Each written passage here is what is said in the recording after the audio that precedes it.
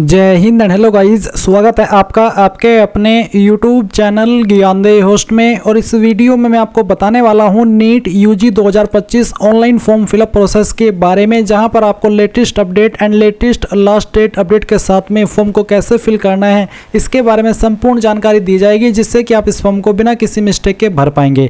Guys वैसे तो मैं फॉर्म फिलअप की वीडियो इसकी ऑलरेडी बना चुका हूँ, बट मैं देख रहा हूँ कि आपके सामने अलग अलग प्रॉब्लम आ रही है इस फॉर्म को भरने में, जिसकी क्वालिफिकेशन कोड, डॉक्यूमेंट्स अपलोड, इसके अलावा आपका जो इसमें फोटो साइन अपलोड करना है उसमें आपको काफ़ी सारे इशू आ रहे हैं। तो सभी के सॉल्यूशन आपको कमेंट के माध्यम से देना पॉसिबल नहीं हो पाता, इसलिए स्पेशल वीडियो बनाई जा रही है जहां पर सभी सवालों के आंसर, सभी डाउट्स क्लियर करने की कोशिश करूंगा और आपको इस वीडियो के अंदर फॉर्म फिलअप का प्रोसेस बिना मिस्टेक का बताऊंगा। तो आपको वीडियो को पूरा देखना है, वीडियो लॉन्ग रहेगी क्योंकि अच्छे से एक्सप्लेन किया जाएगा।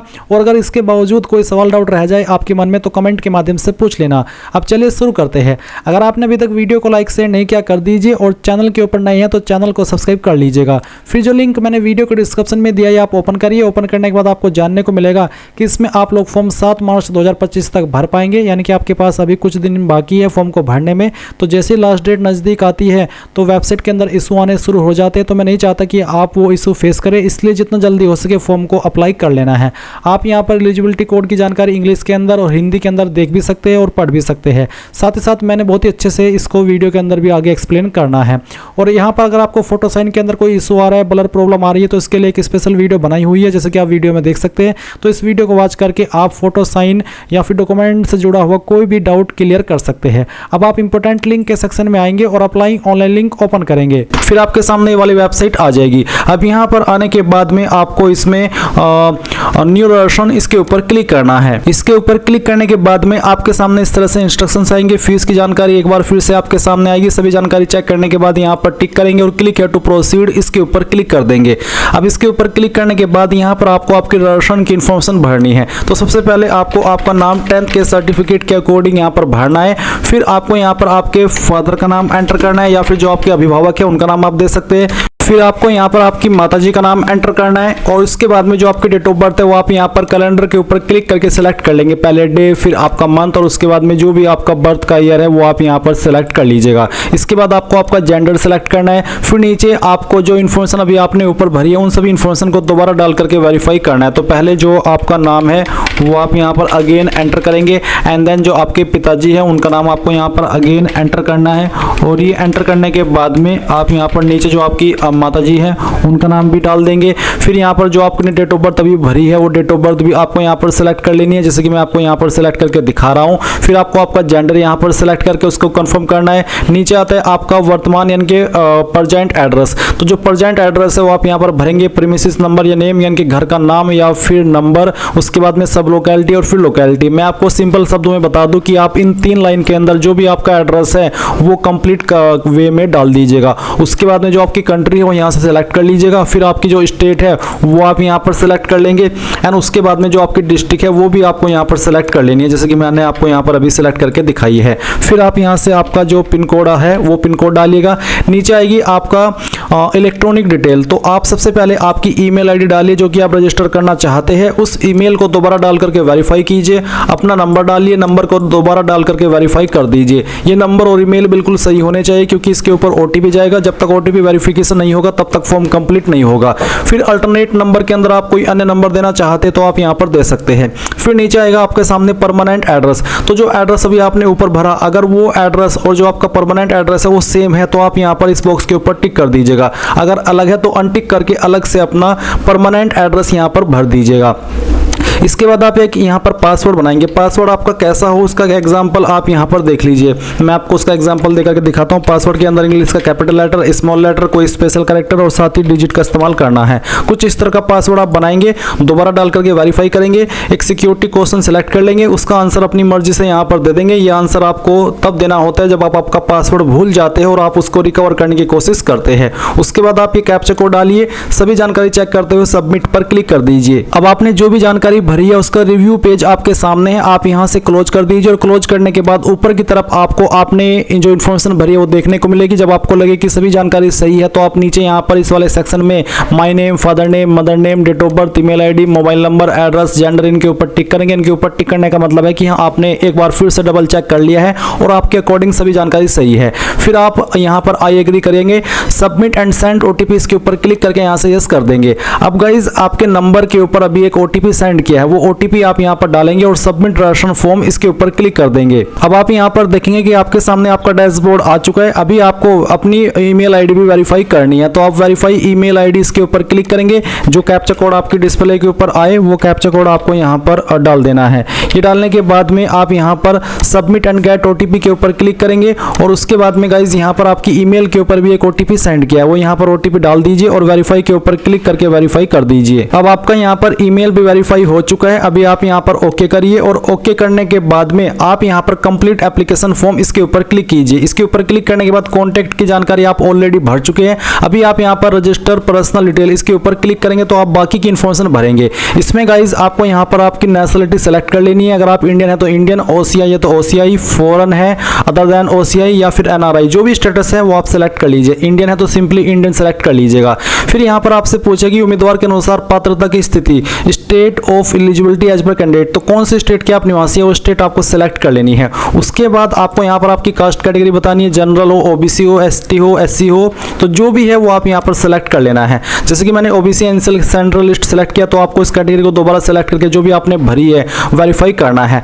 एंड देन यहाँ पर है कि क्या आपके पास किसी अधिकृत सरकारी कार्यालय द्वारा जारी किया गया मान्य और सक्रिय श्रेणी प्रमाण पत्र है, यानी कि क्या आपके पास कास्ट सर्टिफिकेट है जो कि यहाँ पर सरकारी कार्यालय द्वारा जारी किया गया हो। अगर हाँ तो आप यहाँ पर यस करेंगे और अगर अभी आपने अप्लाइड किया और वेट करें सर्टिफिकेट का तो आप ये वाला ऑप्शन सेलेक्ट कर सकते हैं। और उसके बाद में यहाँ पर category certificate application receipt number दे सकते हैं। फिर कौन सी डेट में आपने आवेदन किया है वो डेट बताएंगे। प्राधिकारी का नाम जहाँ श्रेणी प्रमाण पत्र के लिए आवेदन किया गया, यानी कि कौन सी अथॉरिटी के लिए आपके पास आपने जारी आवेदन किया है, तहसीलदार, एसडीएम, सीओ, मजिस्ट्रेट, उसकी पोस्ट का नाम आपको देना है। और गाइज अगर आपके पास ऑलरेडी है आपका यहाँ पर जो कास्ट सर्टिफिकेट है वो, तो आप यहाँ पर कैटेगरी सर्टिफिकेट आईडी नंबर डालेंगे जो कि सेंट्रल का होना चाहिए और आपको यहाँ पर ये डालना है। आपके सर्टिफिकेट को चेक करके उसमें आपको देखने को मिल जाएगा। फिर आपने कौन सी डेट में जारी कराया है वो डेट भी आपको यहाँ पर खुद से एंटर करनी है, इस तरह से जैसे कि मैं आपको यहाँ पर एंटर करके दिखा रहा हूँ। तो आप यहाँ पर इस जानकारी को भरेंगे। फिर कौन से अधिकारी ने इसको जारी किया है, आपको आपका अगर सर्टिफिकेट बन चुका है वो चेक करना है और उसमें जहाँ पर मोहर लगी होती है नीचे की तरफ वहीं पर सक्षम अधिकारी के बाद में लिखा हुआ होता है कि कौन से पोस्ट के अधिकारी ने इसको जारी किया है। उसी पोस्ट के अधिकारी का नाम आपको यहाँ पर इस तरह से लिख देना है। फिर यहाँ पर आपसे पूछा है कि क्या विकलांग है, अगर है तो आपको बताना कि आपकी विकलांगता 40% या उससे ज़्यादा है या फिर उससे कम, या फिर आप विकलांग नहीं हो। अगर नहीं हो तो नो कर दीजिएगा। फिर कुछ सवालों के आंसर आपको करने, जैसे कि क्या आपको मधुमेह रोग है, अगर हाँ तो यस, नहीं तो आप नो करेंगे। प्लेस ऑफ रेसिडेंस, निवास की जगह क्या है, शहरी या फिर ग्रामीण, जो भी है वो आप सेलेक्ट कर लीजिएगा। एनुअल फैमिली इनकम कितनी है उसकी एक रेंज आपको सेलेक्ट कर लेनी है। अगर आप माइनॉरिटी से बिलोंग करते तो आप यस करेंगे, नहीं करते हैं तो आप नो करेंगे। अगर आप करते हैं तो यस करने के बाद बताइए कि आपकी माइनॉरिटी कम्युनिटी कौन सी है। फिर आपको निवास का देश बताना है तो आप इसमें इंडिया सेलेक्ट कर लेंगे। फिर यहाँ है कि क्या आप नीट यूजी 2025 में ड्रेस कोड के विपरीत प्रथागत पोशाक पहनने का इरादा रखते हैं, यानी कि जो ड्रेस कोड है उसके अतिरिक्त भी आप कोई अन्य ड्रेस पहनने की एक जो इच्छा है वो रखते हैं। ये आपकी चॉइस है, इसमें चाहे आप यस करें चाहे नो करें आपके फॉर्म के ऊपर कोई प्रभाव नहीं पड़ेगा। ये आपसे एक ओपिनियन ली जा रही है, तो आप यहाँ पर यस भी कर सकते हो, नो भी कर सकते हैं, जैसा भी आपका ओपिनियन है। इसमें मैं कुछ नहीं कह सकता कि आपको यस ही करना है या फिर नो ही करना है, क्योंकि इससे फॉर्म के ऊपर कोई प्रभाव नहीं पड़ेगा। इसके बाद गाइज यहाँ पर आपको मोड ऑफ प्रिपरेशन बताना है कि किस तरह से आपने आपकी प्रिपरेशन की है, वो आप यहाँ पर सेलेक्ट कर लीजिएगा। फिर एक कैप्चा कोड डालिए और सेव एंड नेक्स्ट के ऊपर क्लिक कर दीजिए। अब आपके सामने यहाँ पर आइडेंटिटी टाइप डिटेल आता है, तो गाइज आप इनमें से कोई भी एक आईडी सेलेक्ट कर लीजिए, जैसे कि आधार या फिर डिजिलॉकर या फिर पासपोर्ट या फिर पैन कार्ड या फिर ड्राइविंग लाइसेंस या फिर राशन कार्ड या फिर any other valid recent current या फिर state government issued photo ID, जिसके ऊपर फोटो लगा हो वो आईडी। तो इनमें से जो भी आपके पास है वो आप सेलेक्ट कर लीजिए। जैसे कि अभी मैं यहाँ पर पैन कार्ड के माध्यम से इसमें आगे बढ़ना चाहता हूँ। अगर आप आधार कार्ड सेलेक्ट करें तो कोई बात नहीं, आप आधार कार्ड के माध्यम से भी आगे बढ़ सकते हैं, कोई इशू वाली बात नहीं है। जबकि मैं तो ये कहूँगा कि आपको आधार कार्ड अगर आपके पास है आधार कार्ड का इस्तेमाल करना है, क्योंकि वो ज़्यादा सेफ होता है और उसमें फिर आपको आगे चल कर कोई इशू भी नहीं आता जब आपका बायोमेट्रिक वेरिफिकेशन होता है उस टाइम पे। तो जो भी आपने ऑप्शन सेलेक्ट किया है, अगर मान लीजिए मैं यहाँ पर आधार सेलेक्ट कर लेता हूँ, तो आपके सामने यहाँ पर ऐसा इंटरफेस आएगा जहाँ पर आपको इसके ऊपर नीचे टिक करना होगा, और टिक करने के बाद में आप यहाँ पर जो आपका आधार नंबर है वो डालेंगे, उसको दोबारा डाल करके वेरीफाई करेंगे, कैप्चा कोड डालेंगे और फिर सबमिट एंड नेक्स्ट इसके ऊपर क्लिक कर देंगे। आधार की जगह आपने पैन कार्ड नंबर सेलेक्ट किया तो फिर आप यहाँ पर पैन की इन्फॉर्मेशन डालेंगे और ये कैप्चा कोड डालने के बाद सबमिट एंड नेक्स्ट इसके ऊपर क्लिक कर देंगे। अब आपके पास यहाँ पर एक ऑप्शन आता है कि अपार आईडी, क्या आपके पास अपार आईडी है? अगर है तो आप यस करेंगे और यस करने के बाद सबमिट कर देंगे, नहीं है तो आप नो कर देंगे। अभी अपार आईडी क्या होती है वो आपको यूट्यूब के अंदर सर्च कर लेना है, अपार आईडी क्या है और कैसे बनाएं, तो उसके संबंध में आपको यहाँ पर बहुत सारी वीडियोस मिल जाएगी। अब आप यहाँ पर इसको ओके करेंगे। ओके करने के बाद में यहाँ पर आपके लिए सिलेक्ट फॉर एग्जाम का ऑप्शन आएगा। अगर मैं यहाँ पर अपार आईडी वाले सेक्शन में नो की जगह यस करता हूँ, अगर आपके पास है और मैं सबमिट करता हूँ, तो मैं देखता हूँ कि यहाँ पर कोई अतिरिक्त ऑप्शन आता है या फिर नहीं आता है। तो यहाँ पर आपके सामने अतिरिक्त ऑप्शन आता है जिसमें कि आपको आपकी अपार आईडी देनी होगी और उसको दोबारा डाल करके वेरीफाई करना होगा और फिर ये कैप्चा कोड डाल करके सबमिट एंड नेक्स्ट इसके ऊपर क्लिक करना होगा। इसके बाद में गाइज जैसे ही आपकी अपार आईडी जानकारी वेरीफाई होगी, जो कि जैसे कि डिजिलॉकर के से होती है ऐसे ही इसमें भी होती है, और फिर उसके बाद आपके सामने यहाँ पर ये वाला ऑप्शन आएगा जहाँ पर आपको एग्जाम सेंटर की प्रेफरेंस देनी है। तो इसमें आपको पहले तो क्वेश्चन पेपर का मीडियम सेलेक्ट करना है कि इनमें से किस लैंग्वेज में आप पेपर देना चाहते हैं। जो लैंग्वेज आप सेलेक्ट करेंगे फिर इसी में आपको पेपर देना होगा। उसके बाद आप स्टेट की प्रेफरेंस देंगे और फिर उसकी सिटी को प्रेफरेंस देंगे कि मैं सिटी के अंदर अपना एग्जाम सेंटर चाहता हूँ। सेकंड प्रेफरेंस में भी आप एक ही स्टेट को सिलेक्ट कर सकते हैं और फिर जो उसकी सिटी है वो आप अलग सेलेक्ट कर सकते हैं। फिर आप यहाँ पर इसमें जो तीसरी प्रेफरेंस है वो देंगे, उसकी जो सिटी है वो भी आप यहाँ पर इस तरह से सिलेक्ट कर लेंगे। इसके बाद नीचे आएगा कि फादर का ऑक्यूपेशन क्या है, तो इनमें से जो भी है वो आप सिलेक्ट कर ले। अगर इनमें ना हो तो आप सेल्फ एम्प्लॉयमेंट या फिर अदर का जो ऑप्शन है वो सिलेक्ट कर सकते हैं। उसके बाद में उनकी जो क्वालिफिकेशन है वो कितनी है वो आप सिलेक्ट कर लेंगे। मदर का ऑक्यूपेशन क्या है वो भी आपको यहाँ पर सिलेक्ट कर लेना है और उनका जो क्वालिफिकेशन है वो भी आपको सिलेक्ट करना है। फिर आपके सामने जो कैप्चा कोड का ऑप्शन आ रहा है वो आप यहाँ पर डालिए और डालने के बाद में आप यहाँ पर नीचे सेव एंड नेक्स्ट इसके ऊपर क्लिक करके यहाँ से यस कर देंगे। अब गाइज यहाँ पर आपके सामने क्वालिफिकेशन की जानकारी आती है, तो सबसे पहले आप 10वीं की इन्फॉर्मेशन भरेंगे। 10वीं में आप पास सेलेक्ट कर लीजिए। उसके बाद में बताइए कि किस साल के अंदर आपने 10वीं आपकी पास की है, तो जिस साल के अंदर भी पास की है वही आपको यहाँ पर सेलेक्ट करना होगा। इसके बाद गाइज आप यहाँ पर देखेंगे क्वालिफाइंग एग्जाम, तो आप 10th और इक्विवेलेंट इसमें सेलेक्ट कर लीजिएगा। फिर आपको प्लेस ऑफ स्कूल बताना है कि किस जगह पर आपका स्कूल था, रूरल एरिया यानी कि ग्रामीण या फिर अर्बन यानी कि शहरी, तो जो भी था वो आप सेलेक्ट कर लीजिएगा। फिर आपको यहाँ पर स्कूल कॉलेज टाइप बताना है, गवर्नमेंट स्कूल था या फिर गवर्नमेंट एडेड प्राइवेट यानी कि सहायता प्राप्त गवर्नमेंट के द्वारा जो प्राइवेट स्कूल होते हैं वो, या फिर फुल्ली प्राइवेट। इसके अलावा एकलव्य मॉडल रेसिडेंटल स्कूल या फिर ओपन एंड डिस्टेंस लर्निंग केंद्रीय विद्यालय, तो जिस तरह का भी स्कूल था आपका ये आपको पता होगा, उसी के अकॉर्डिंग आपको यहाँ पर सेलेक्ट कर लेना है। मेरा गवर्नमेंट एडेड प्राइवेट था। इसके बाद में आपको आपकी स्टेट बतानी है जहाँ पर आपका जो स्कूल है वो स्थित था। उसके बाद में या फिर ये जो अभी मैंने सेलेक्ट किया क्वालिफाइंग एग्जामिनेशन स्टेट, तो कौन सी स्टेट से आपने आपकी 10वीं की है वो स्टेट आपको सेलेक्ट करनी है। आप ऐसा भी समझ करके इस ऑप्शन को सेलेक्ट कर सकते हैं। फिर कौन सी डिस्ट्रिक्ट से आपने पास की है वो डिस्ट्रिक्ट आपको बतानी है। बेसिकली जिस डिस्ट्रिक्ट में आपका स्कूल था वो डिस्ट्रिक्ट आप सेलेक्ट करेंगे। उसके बाद में आपका बोर्ड कौन सा था। आपको यहाँ पर काफ़ी सारे बोर्ड देखने को मिल रहे हैं। अगर आपका बोर्ड लिस्ट के अंदर नहीं है तो आप अदर का ऑप्शन सेलेक्ट कर सकते हैं। वैसे आपको यहाँ पर इसमें आपका बोर्ड देखने को मिल जाएगा, नहीं है तभी आप जो अदर का ऑप्शन है वो सिलेक्ट करिएगा। और गाइज अगर आपको यहाँ पर आपका जो बोर्ड है इसमें देखने को न मिले तो आप यहाँ पर अदर का ऑप्शन सेलेक्ट करके खुद से ही यहाँ पर अपने बोर्ड का नाम डालिएगा। फिर आपको यहाँ पर आपका रिजल्ट मोड सेलेक्ट कर लेना कि किसके अंदर नंबर थे, परसेंटेज, CGPA या फिर अदर। अगर परसेंटेज तो परसेंटेज सेलेक्ट कर लीजिएगा। उसके बाद में आपको यहाँ पर बताना कि टोटल मार्क्स कितने थे 10वीं में, और फिर जो नंबर उसमें से आए थे वो आपको यहाँ पर एंटर करने हैं और परसेंटेज आपकी ऑटोमेटिकली आ जाएगी। फिर जो 10वीं का रोल नंबर है वो आपको यहाँ पर एंटर कर देना है। उसके बाद में आपको स्कूल कॉलेज का नाम और एड्रेस डालना है। बेसिकली पूरा आपका कॉलेज का या स्कूल का नाम आपको यहाँ पर एड्रेस सहित लिख देना है और फिर पिन कोड डालना है। अब बहुत सारे कैंडिडेट कंफ्यूज हो गए कि पिन कोड अलग से होता है क्या कॉलेज का या स्कूल का, तो मैं आपको बता दूं कि ये अलग से नहीं होता। ये वही पिन कोड है जहाँ पर आपका स्कूल कॉलेज स्थित है। मान लीजिए मेरा जो स्कूल है वो सहारनपुर के अंदर है, तो मेरे स्कूल का भी पिन कोड जो सहारनपुर का पिन कोड है वही रहेगा। तो इसमें आपको कंफ्यूज नहीं होना है। जो भी आपकी सिटी का पिन कोड है वही आपका स्कूल कॉलेज का पिन कोड है, क्योंकि वो उसी जगह पर स्थित है, तो वही वाला पिन कोड आपको यहाँ पर देना है। इसके बाद आप आएंगे नीचे की तरफ और 12वीं की इन्फॉर्मेशन भरेंगे। 12वीं आपने पास कर लिए तो पास सेलेक्ट करेंगे। अगर अभी आप कर रहे हैं तो आप अपेयरिंग सेलेक्ट कर लेंगे और फिर यहाँ पर 2025 ईयर आ जाएगा। इसके अलावा मैं यहाँ पर अगर पास कर चुका हूँ तो मैं पास सेलेक्ट करूँगा। फिर यहाँ पर इसमें आपको बताना कि किस साल के अंदर आपने पास किया है। फिर आपको यहाँ पर क्वालिफाइंग एग्जाम कोड देखने को मिलेंगे। अब ये कोड क्या है इसके बारे में अगर बात करें तो जो मैंने इस वीडियो के डिस्क्रिप्शन में आपको लिंक दिया है, ये लिंक आप ओपन करेंगे। इसको ओपन करने के बाद में यहाँ पर आपके सामने एलिजिबिलिटी कोड आ जाएंगे। तो पहला कोड आएगा, दूसरा कोड आएगा और हिंदी के अंदर यहाँ पर सभी कोड की इन्फॉर्मेशन मैंने दी हुई है। तो जैसे कि पहला कोड है कि जो उम्मीदवार 2025 में अपनी कक्षा 12वीं की बोर्ड परीक्षा में शामिल होंगे, अपने बोर्ड के परिणाम की प्रतीक्षा कर रहे हैं, यानी कि अगर आप अपेयरिंग है, जैसे कि मैं यहाँ पर अपेयरिंग सेलेक्ट करता हूँ तो इसमें जो क्वालिफाइंग एग्जाम है उसमें कोड फर्स्ट ही आएगा। पर अगर मैं यहाँ पर पास सेलेक्ट करता हूँ तो फिर यहाँ पर बहुत सारे कोड आ रहे हैं। तो जो पास है कैंडिडेट उनको कौन सा कोड सेलेक्ट करना है, तो मोस्टली जो कैंडिडेट 12वीं पास कर चुके हैं तो उनके लिए यहाँ पर जो कोड एप्लीकेबल होगा वो आप एक बार समझ लीजिए। तो गाइज यहाँ पर कोड 2 उनके लिए है जो कि आपको यहाँ पर बताया भी है। मैं एक बार इसको पढ़ करके आपको बताता हूँ। उम्मीदवार जो उच्च वरिष्ठ माध्यमिक परीक्षा या इंडियन स्कूल सर्टिफिकेट एग्जामिनेशन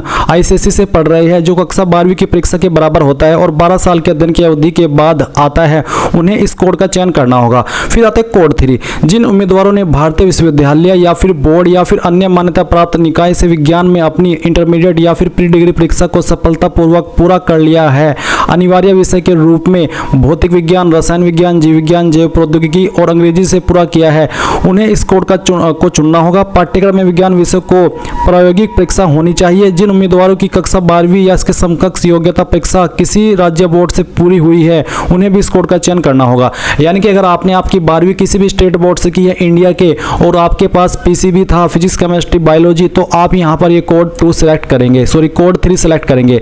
तो उन कैंडिडेट को कोड 3 सेलेक्ट करना होगा। मैंने उसके बारे में आपको अच्छे से एक्सप्लेन कर दिया है। अब यहाँ पर सेम वे में आपको बताना है कि आपका पहले ऑफ स्कूल क्या था, शहरी या फिर ग्रामीण, उसके बाद में टाइप ऑफ स्कूल किस तरह का था वो आप यहाँ पर सेलेक्ट कर लेंगे, जैसे कि मैंने आपको यहाँ पर अभी बताया है। और उसके बाद में गाइज आप यहाँ पर बताएंगे कौन सी स्टेट के द्वारा आपने आपका जो 12वीं है वो पास की है या फिर आप कर रहे हैं। फिर आपको डिस्ट्रिक्ट बतानी है जहाँ से आपने आपकी जो 12वीं है वो की है या फिर कर रहे हैं। उसके बाद में आपको यहाँ पर आपका बोर्ड बताना है। अगर आपका बोर्ड लिस्ट के अंदर नहीं हो तो आप यहाँ पर जो अदर का ऑप्शन है वो सिलेक्ट करके खुद से भी अपना बोर्ड का नाम यहाँ पर दे सकते हैं।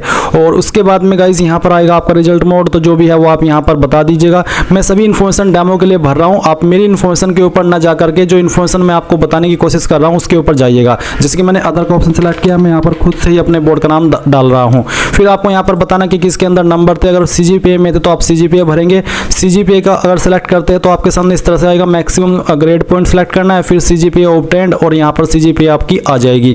और अगर परसेंटेज है तो परसेंटेज का ऑप्शन सेलेक्ट करेंगे। फिर आपका जो टोटल मार्क्स है वो यहाँ पर डाल देंगे, जो नंबर आपको आए थे वो यहाँ पर डालेंगे। फिर जो आपका 12वीं है उसका रोल नंबर आपको एंटर करना है। एंड देन आपको स्कूल कॉलेज का जो नाम है और जो एड्रेस है पूरी इन्फॉर्मेशन आपको यहाँ पर एंटर कर देनी है। जैसे कि अभी आपने 10वीं की भी भरी है, एड्रेस सहित आपको आपके स्कूल कॉलेज का नाम यहाँ पर देना होगा। और जो फिर आपका पिन कोड है वो भी आपको डाल देना है। पिन कोड वही होता है जहाँ पर आपका स्कूल कॉलेज स्थित होता है और उस सिटी का या फिर उस लोकेशन का जो पिन कोड है वही आपका स्कूल कॉलेज का पिन कोड माना जाता है। अब आप ये कैप्चा कोड डालेंगे और सेव एंड नेक्स्ट के ऊपर क्लिक कर देंगे। अब आपके सामने यहाँ पर एडिशनल डिटेल आती है, आपसे पूछा कि आप जुड़वा है जो कि दोनों नीट का ही जो फॉर्म है भर रहे हैं, इसके लिए अप्लाई कर रहे हैं। अगर हाँ तो यस, नहीं तो आप नो करेंगे। उसके बाद में यहाँ पर क्या आप कभी नीट UG परीक्षा में उपस्थित हुए हैं, अगर आपने पहले भी नीट दिया तो आप यस करेंगे, नहीं दिया है तो नो करेंगे। अगर आप यस करते हैं तो यहाँ पर आपको जो प्रीवियस पर आपने अटेम्प्ट किया उनकी कितनी संख्या, 1 या 2, जो भी है वो आप बताएंगे।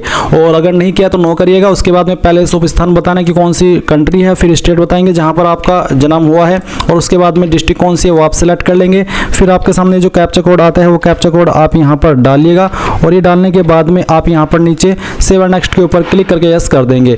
अब आपके सामने यहाँ पर अभिभावक की इन्फॉर्मेशन आएगी। तो पहले तो आप कंट्री सेलेक्ट कर लीजिए, फिर आपके जो अभिभावक है, चाहे आपके फादर हो चाहे आपके मदर हो, उनका नंबर डालना है, ईमेल एड्रेस डालना है, कैप्चा कोड डालना है और फिर गेट OTP के ऊपर क्लिक करना है। अब आपके सामने यहाँ पर डॉक्यूमेंट अपलोड का सेक्शन आ चुका है। आपको डॉक्यूमेंट अपलोड करने से पहले यहाँ पर कुछ इंस्ट्रक्शंस दिए गए। तो पहले तो आपको बोला है कि जिन उम्मीदवारों ने आधार और डिजिलॉकर के अलावा अन्य तरीकों से अपनी पहचान सत्यापित की है, उन्हें अपनी पहचान प्रमाण को फाइल के साथ अपलोड करने की आवश्यकता है। फाइल का नाम फिर नाम के पहले 2 अक्षर, पहचान संख्या के अंतिम 4 अक्षर होना चाहिए। तो कैसे आपको यहाँ पर उसको समझना है। तो जो पहले आप फोटो अपलोड करेंगे, पहले तो आप वही जान लीजिए कि फोटो का जो साइज है वो 10 से 200 KB के बीच में, फॉर्मेट JPEG या फिर JPG, और जो आपको फोटो फाइल नाम देना है वो आपको यहाँ पर देखने को मिल रहा है आपके डिस्प्ले के ऊपर। तो जो जैसा भी आपको यहाँ पर देखने को मिल रहा है सेम वे में आपको यहाँ पर अपनी फाइल का नाम देना है। आप चूज फाइल के ऊपर क्लिक करेंगे और जहाँ पर भी आपकी फाइल है वो आपको सेलेक्ट कर लेनी है। मैं चलिए आपको यहाँ पर इसमें अपलोड करके दिखाता हूँ। तो गाइज मैंने यहाँ पर अपनी फाइल को नाम वही दिया है जो कि मेरे सामने डिस्प्ले के ऊपर आ रहा था। मैं इस फाइल को सिलेक्ट करता हूँ। अब मैं यहाँ से ओपन करता हूँ और ओपन करने के बाद इस तरह से इमेज आएगा। आप अपलोड ओरिजिनल के ऊपर क्लिक करिएगा और फिर अपलोड के ऊपर क्लिक कर दीजिएगा।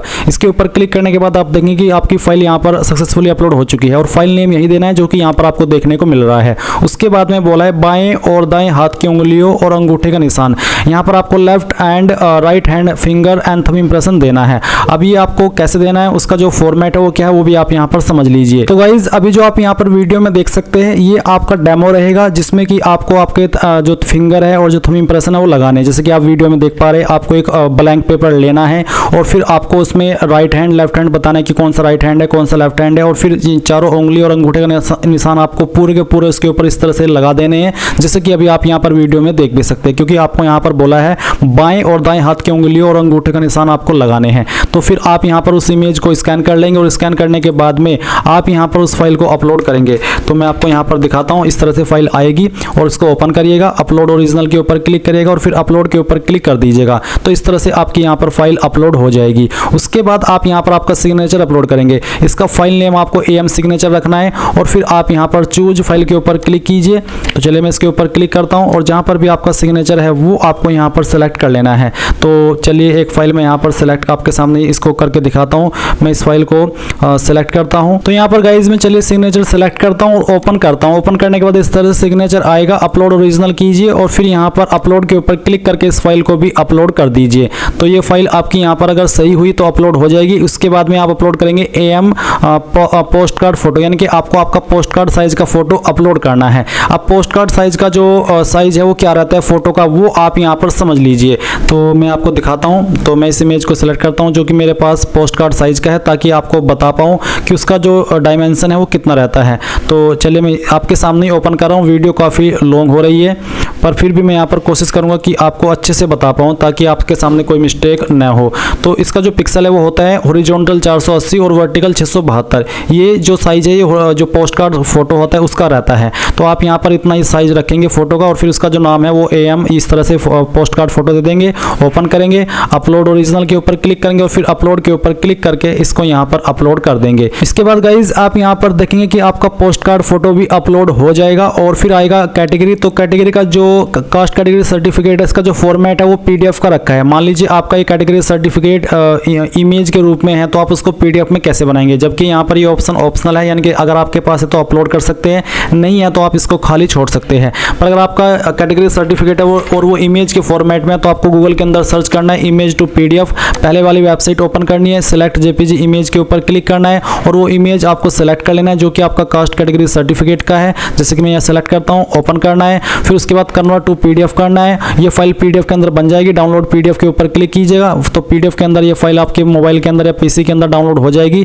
फिर आप यहाँ पर इसको AM कैटेगरी का नाम फाइल का नाम दे देंगे और चूज फाइल के ऊपर क्लिक करके अपलोड कर लेंगे। इसी प्रकार से आपको यहाँ पर जो क्लास 10th मार्कशीट है वो अपलोड करनी है। इसका फॉर्मेट भी आपका PDF का है और इसका नाम आपको यही देना है जो कि यहाँ पर दिया है। और इसको भी अगर आप ये इमेज के अंदर है तो इसको PDF के अंदर कन्वर्ट करके आप अपलोड करेंगे। फिर आपको यहाँ पर AM क्लास 10th सर्टिफिकेट, ऊपर जो आपने अपलोड करी वो मार्कशीट थी, नीचे है सर्टिफिकेट। अगर आपकी मार्कशीट और सर्टिफिकेट एक ही है तो जो फाइल आपने ऊपर की अपलोड की है वही आप नीचे अपलोड कर दीजिए और उसका नाम अलग दे दीजिएगा, इसी प्रकार से जैसे कि यहाँ पर आपको बताया है। फिर आप एड्रेस प्रूफ अपलोड करेंगे जिसमें कि आप यहाँ पर आपका आधार कार्ड या फिर जिस भी ID के अंदर आपका एड्रेस है वो ID आप अपलोड कर देंगे PDF के फॉर्मेट में। फिर आएगी आइडेंटिटी प्रूफ। तो अगर आपने डिजिलॉकर या आधार के अलावा कोई अन्य ID के माध्यम से इसमें डिटेल भरी है अपनी, तो फिर आप AM के बाद में आइडेंटिटी नंबर, यानी कि जो आपकी ID का नंबर है जैसे कि पैन कार्ड का नंबर, वोटर ID का नंबर, पासपोर्ट का नंबर, वो आपको यहाँ पर आइडेंटिटी नंबर के अंदर फाइल नेम में देना है और फिर उसके बाद में आप यहाँ पर इस जो फाइल है वो सिलेक्ट कर लेंगे। तो गाइज मैंने यहाँ पर सभी फाइल अपलोड कर दी है। मैं एक बार फिर से अपलोड की हुई फाइल दिखा रहा हूँ। मैंने यहाँ पर सेम जो बोला था इन्होंने ऐसा ही यहाँ पर फाइल को नाम दिया है जैसे कि आप वीडियो में देख सकते हैं। और आप click to view uploaded document के ऊपर क्लिक करके सभी फाइल को डबल चेक कर सकते हो कि यहाँ सही फाइल अपलोड भी हुई है या फिर नहीं। उसके बाद आपको कैप्चा कोड डालना है और सेव एंड नेक्स्ट के ऊपर क्लिक करके यस कर देना है।